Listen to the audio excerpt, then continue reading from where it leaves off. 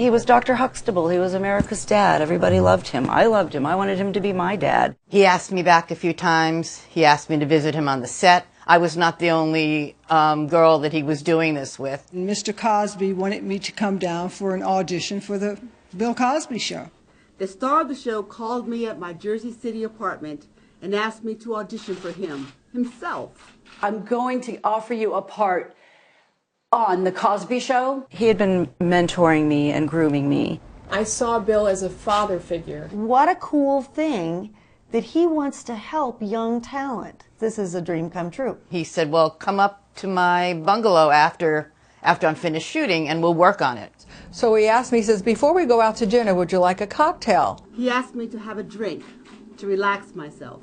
I had 1 glass of wine with dinner. He made me a drink. Bill had the drink in his hand ready for me. He said, oh, I've got something for that, and he gave me a pill. It was red wine, it was a pill. He opened up a briefcase that was on his front seat, and it was filled with different assorted pills. This men's shaving kit opened up with lots of pills. Why don't you take a couple of these to help you relax? I took 1 sip and I felt something very strange going on in my head. I began to feel very, very, very drugged. He drugged me and my roommate. I knew I had been drugged. It was very powerful. It came on very quickly. And very shortly after that, I passed out. There was a glass of Chablis, and then I don't remember. The last thing I remember, I had blacked out, and Cosby mounting me. She passed out, and I pulled him off of her. The room started to spin.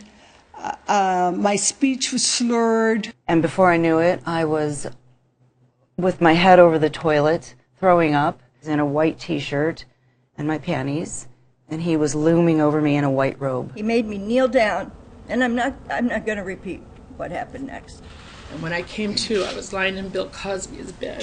The next thing I remember was I was sort of awake in a bed with no clothes, and there was Mr. Cosby in a robe, crawling from the bottom of the bed.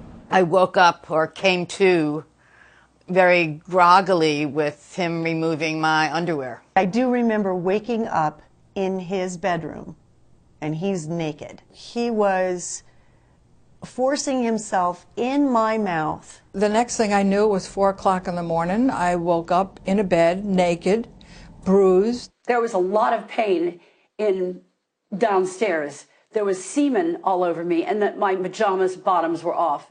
I woke up out of a very confused state and knowing that my body had been touched without my permission. I knew I was raped. I was embarrassed, and at that point, fight or flight, I just packed up and I got the hell out of there. He was Bill Cosby. Who would believe me? But who's going to believe me?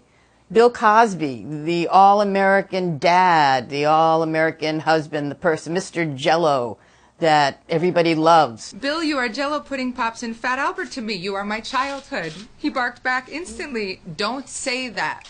They all say that. I was looked at directly in the eye by Bill Cosby and said, I had better never, ever see your face or hear your name again.